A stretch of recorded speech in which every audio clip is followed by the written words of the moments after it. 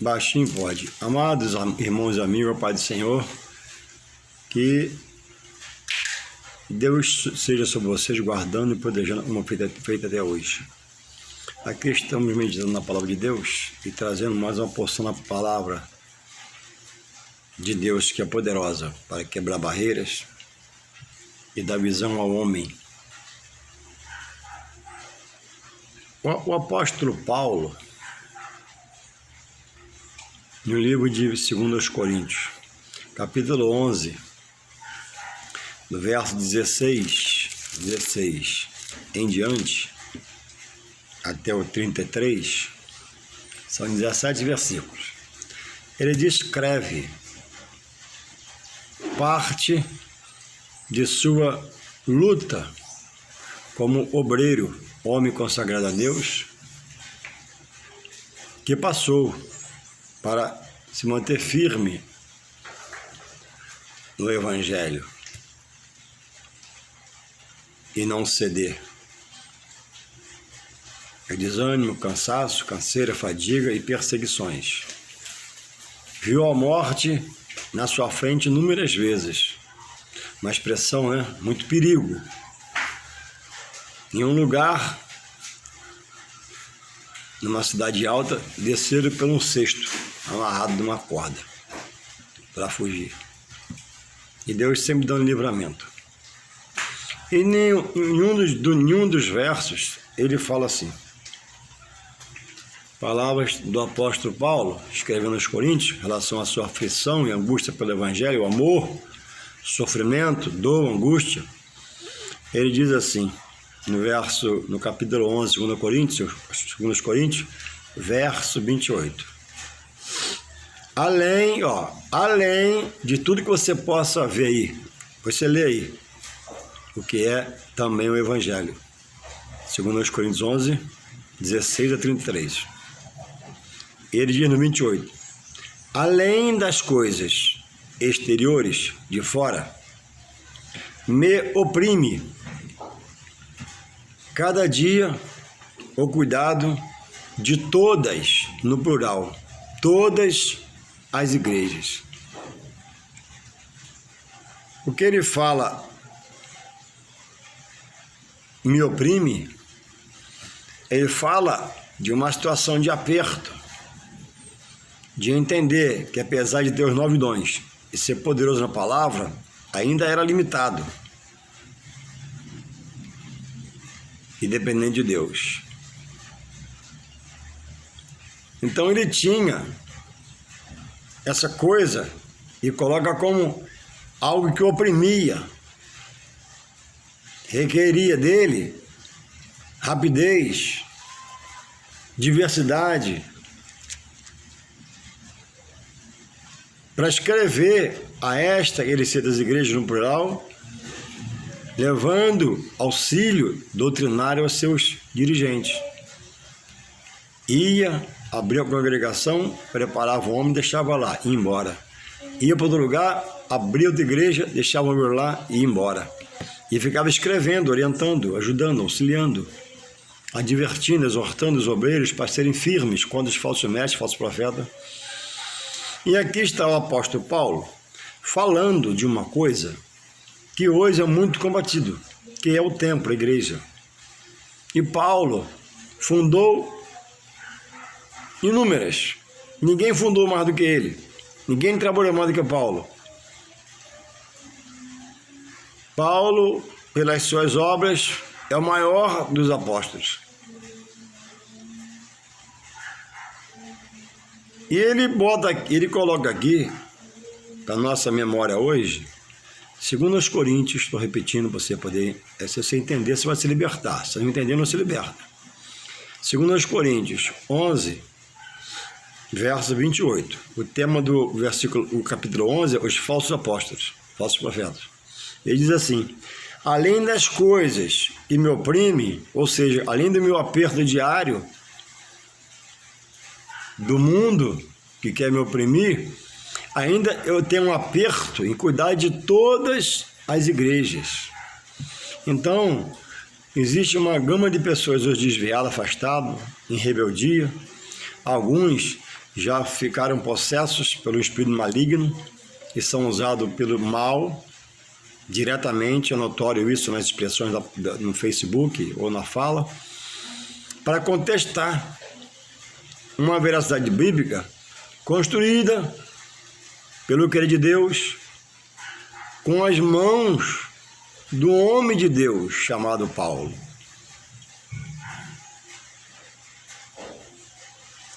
Então, cuidado a quem você empresta seus ouvidos, com quem você toma cafezinho, fica querendo dissimular o evangelho e você já está quase concordando.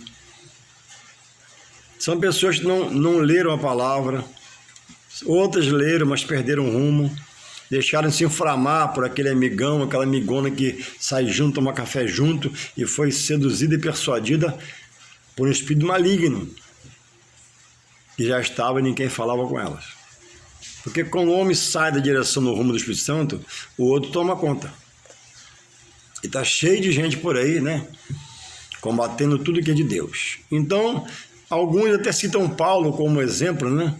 Mas se Paulo ressuscitasse hoje e pregasse para esse pessoal, Paulo ia dar uma palavra muito dura para eles. Muitos iriam chorar, se arrepender e voltar atrás. Muitos seriam rebeldes e tentariam açoitá-lo de novo, quase matá-lo de novo, etc e tal. Então, olha o que Paulo fala para você que está fora. Estou fora da igreja, mas não estou fora de Deus. Quem está fora da igreja está fora de Deus, porque Deus tem entristecido com você, está fraco. Olha o que Paulo coloca, segundo aos Coríntios 11, 28. Além das coisas, além de tudo na minha vida, ainda tem que tomar conta de todas as igrejas, e muitos eram os ministérios. Paulo parou de ter vida própria. Paulo renunciou pelo evangelho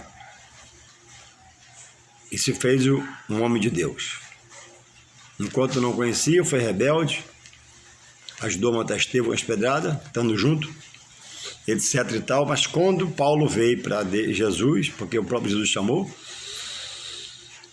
ele nunca mais foi o mesmo. E quanto mais ele aprendia, mais ele gostava, mais entrava para dentro. Pois a pessoa não quer até para dentro, frequentar escola dominical, estudo bíblico, congregar, não quer nada disso.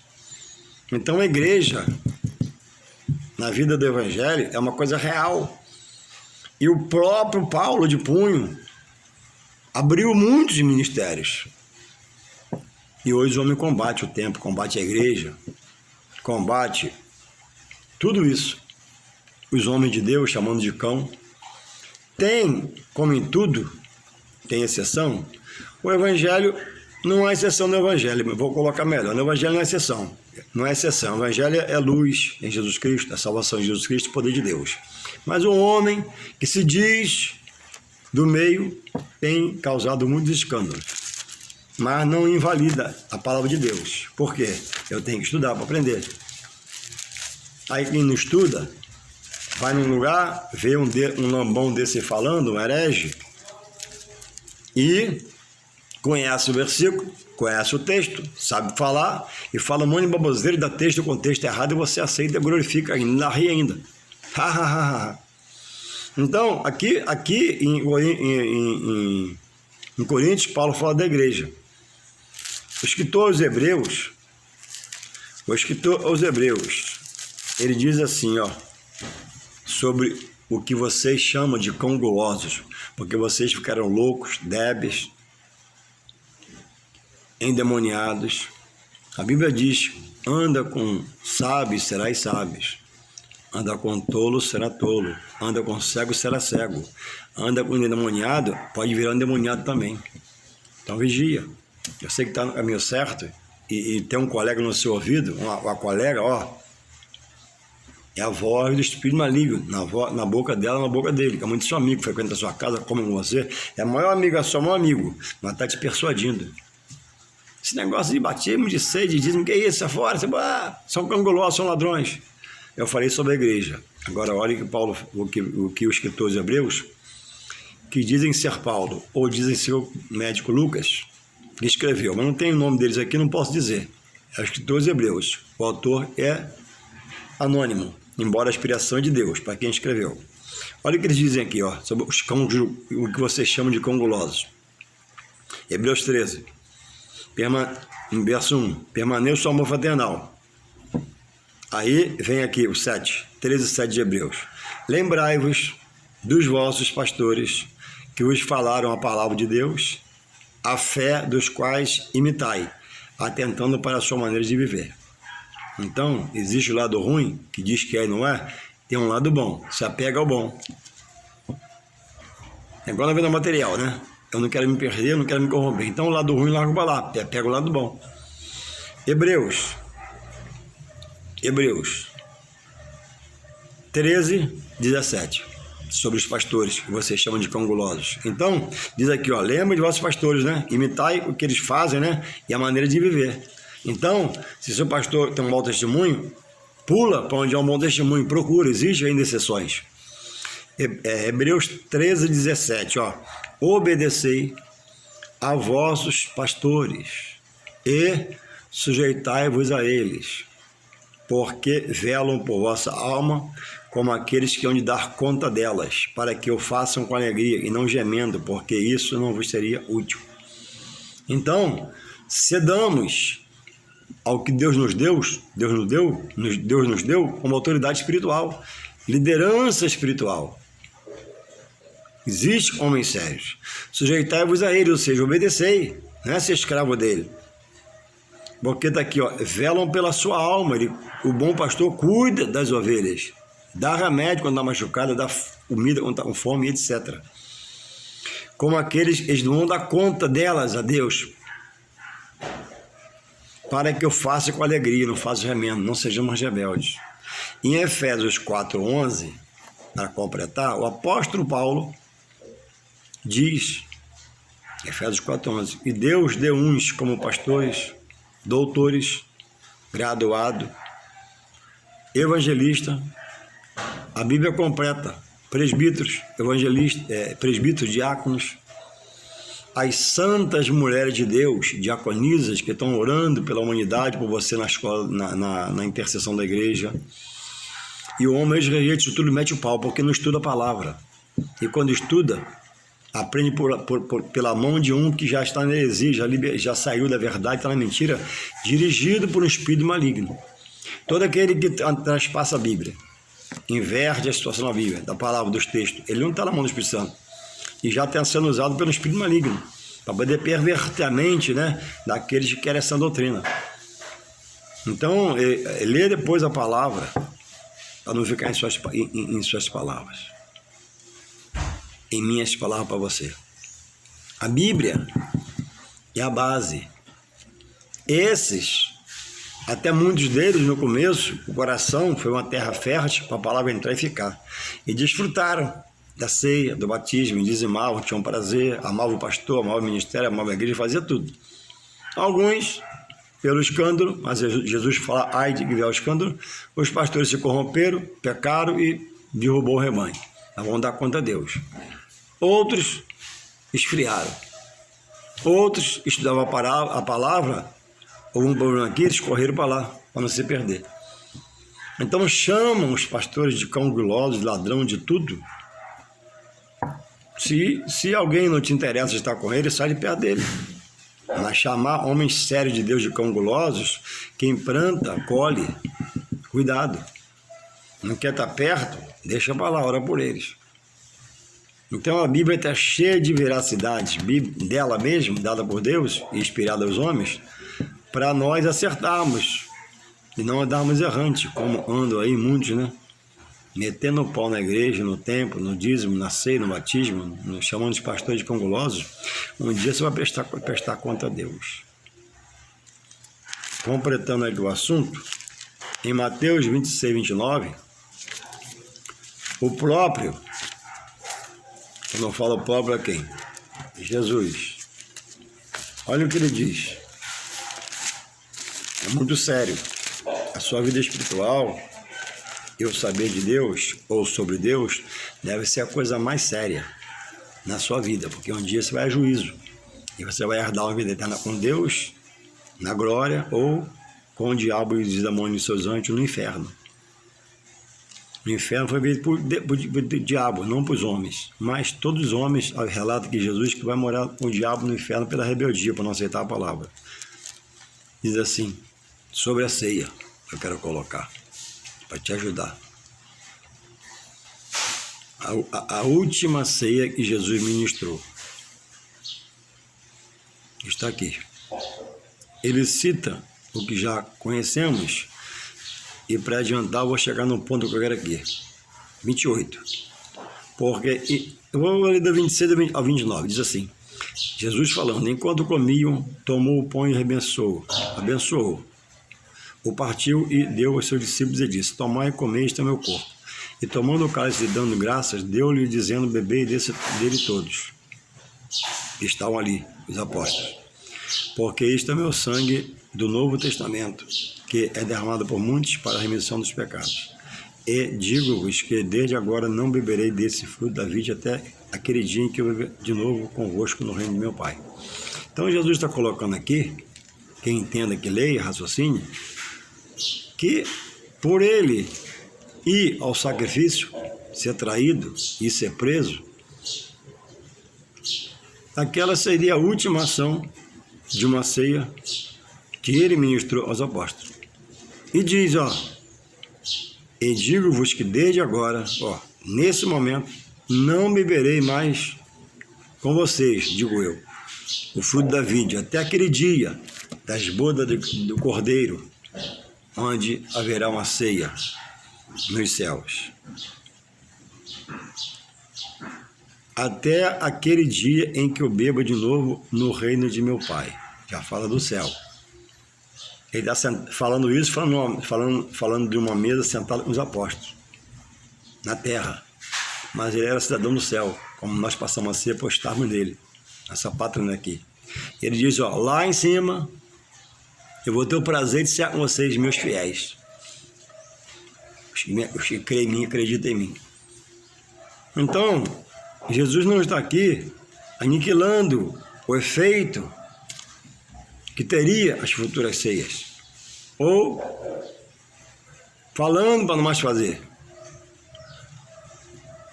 Ele está dizendo que por ele ser um ser do céu, e ele iria à glória, como foi mais à frente, após o sacrifício, depois de 40 dias, apareceu 40 vezes de forma irrefutáveis, ele subiu. Então, se ele está lá, eu não posso mais cear com ele, porque aquele era carne e osso, lá está em espírito, herdou todo o poder do Pai. Quando eu subir no corpo glorificado, eu vou cear com ele, e verei o face a face. E aquele dia está explicando a situação. Ele não está aqui exterminando essa prática pela fé de entender que o pão é o seu corpo simbolicamente e o vinho é o seu sangue simbolicamente. Mas quando nós comemos o pão, degustamos o pão para comer, ingerimos o líquido, há um movimento dos céus que vivifica nosso espírito para manter a comunhão, sermos testemunho dele na terra, para um dia ser arrebatado e cear com ele nos céus. Aí vem o grande apóstolo Paulo,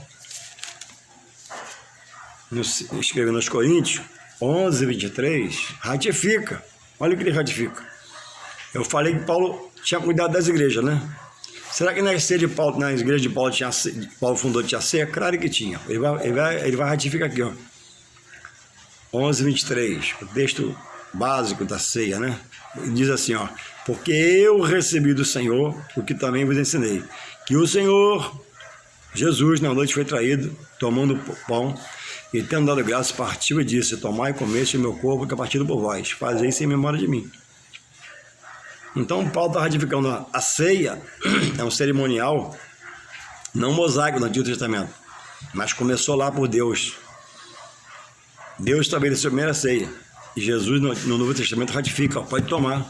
E Paulo vem completo, a ceia é do Senhor, a ceia não é do homem, é até a volta dele, a gente subir para tomar com ele lá. E um fator importante que ele diz aqui, fazer isto em memória de mim.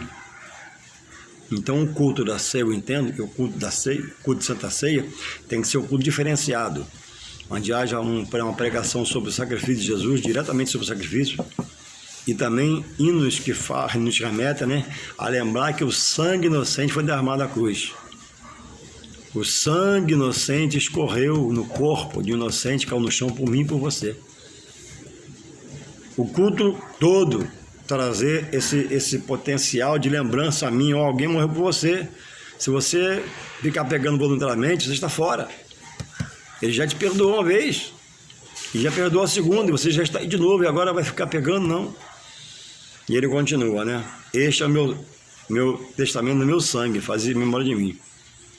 Porque todas as vezes, ó, a existência, ó, a continuação, porque todas as vezes, Paulo está falando, que comerdes este pão e beberdes este cálice, ó, anunciais a morte do Senhor. Não é sofrer porque ele morreu, ele já ressuscitou, mas entender que alguém sofreu por nós, e foi ele. Então, quando eu tomo a ceia, quando eu prego a palavra, quando eu ouço a palavra, o testemunho da palavra, eu estou anunciando, ó, um dia virá o juízo da parte de Deus. Alguém já morreu por mim, por você, Deus quer te salvar em Jesus Cristo, Ele é o caminho, a verdade e a vida, ninguém é o Pai senão por Ele, etc e tal. E aí, esses que eu falo, que metem o pau na igreja, nos manjares, amam Paulo, mas não aceitam essa palavra de Paulo. Outra coisa, Pedro foi apóstolo dos hebreus, dos judeus. Paulo veio por gentios. Eu sou um gentio convertido, servo do Senhor. Eu não sou judeu de Israel. Eu sou brasileiro. E a Bíblia diz que em Jesus não há medos, persa, mesopotâmios, chinês, europeu, asiático, sul-americano. Não. Em Deus somos todo um, fazemos parte do seu corpo. Deus não faz exceção de pessoa. Se a ceia que vocês falam foi só para os judeus, então como vai ser aqui? A igreja foi arrebatada. Aconteceu a subida da igreja dos fiéis. Amém. Aí lá tem os judeus salvos e os gentios convertidos. Então lá. Aí Deus vai dar acesso só para os judeus? E nós, que fomos gentios, mas salvos nele, ficaremos do lado olhando assim? Então, o Deus que a gente serve faz acepção de pessoa? Não, ele mesmo diz que não. O nosso Deus que nos chamou à salvação pelo Evangelho, não ama o gentio convertido ao Evangelho dele? Não ama o grego convertido a ele? O africano?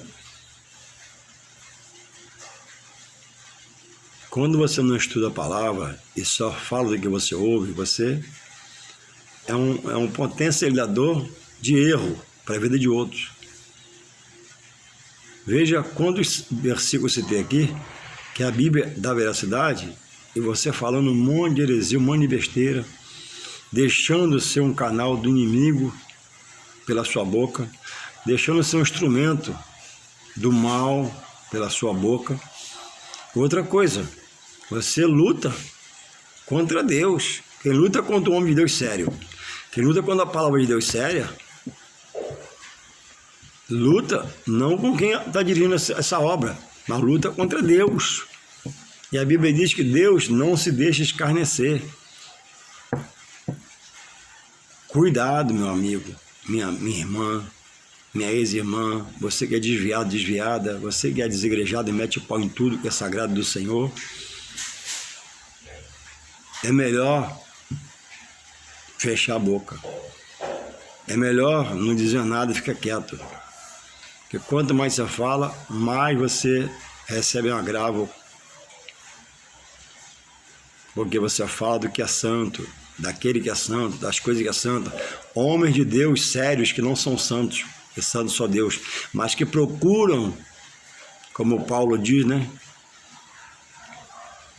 Eu tomo conta das igrejas, isso me toma tempo.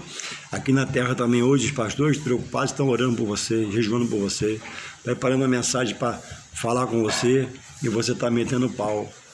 E virou até um beberrão, um pinguço novamente. voltou à velha prática, abandonou a mudança que Deus fez, abandonou tudo e muito mais que ele poderia fazer. A Bíblia diz em Hebreus 10:31, horrenda.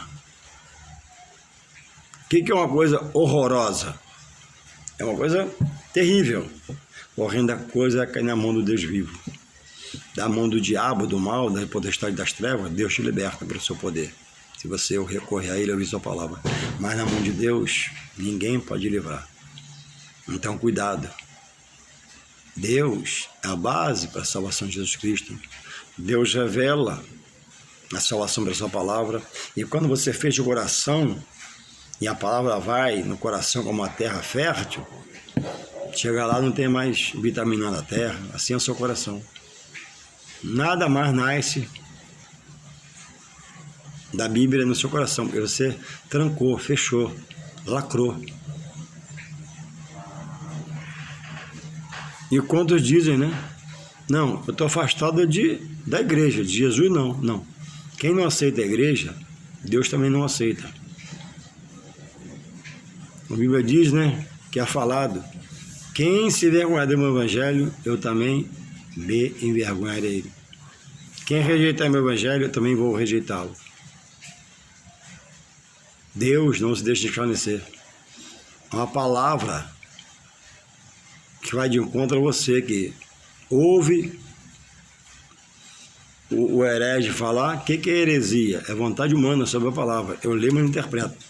A palavra, a Bíblia diz dela mesma, não é de particular interpretação minha, de A de B, não.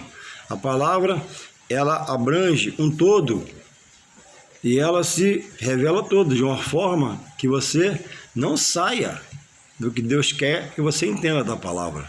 Então o herege, ele lê e fala o que ele quer, conclui o que ele quer, realiza como quer, porque ele saiu da direção do Espírito Santo. Agora é visão humana, e monta-se um grupo, aluga-se uma casa, começa a reunir, não tem pastor entre si que eles combatem os pastores, eles dizem que pastor só Jesus. Quanta ignorância! Jesus é o pastor mor, primeiro, primaz, é o sumo sacerdote, amém. Mas em Efésios 4:11, Paulo relata, ele deu a igreja, ó. Ele deu a igreja. Ele criou o templo e não deixou vazio, não. Colocou ali oficiais seus para trabalharem, em nome dele. Aquele que errar, esse vai pagar. O que pecar vai sofrer as consequências. Agora, não fique nessa tese, só do lado do ruim. O lado bom é melhor e Deus quer se revelar a você. Mas você se apegou, se amarrou, se algemou e o diabo tem te usado. Feito de você um perturbador da obra, desrespeitador dos homens de Deus, pisando no sacrifício de Jesus, pisando na palavra de Deus, pisando na igreja, pisando no templo. Não, eu reconheço os homens de Deus em nome de Jesus. Eu reconheço a palavra em nome de Jesus. Eu reconheço os dons espirituais em nome de Jesus.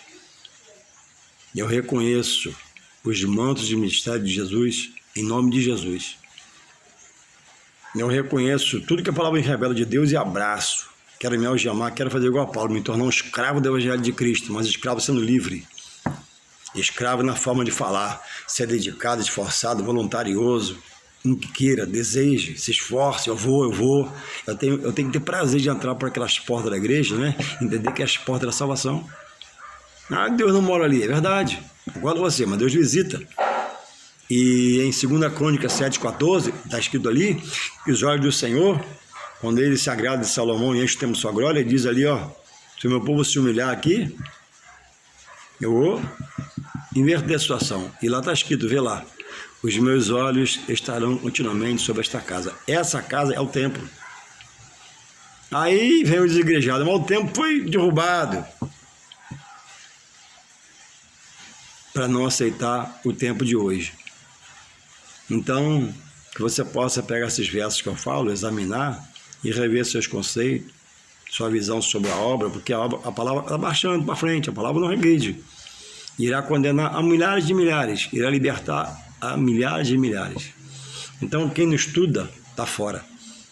A nossa congregação está aberta aqui perto da minha casa, para quem me conhece, no Vila 3, e funcionamos domingo às 9 horas com a grande escola dominical.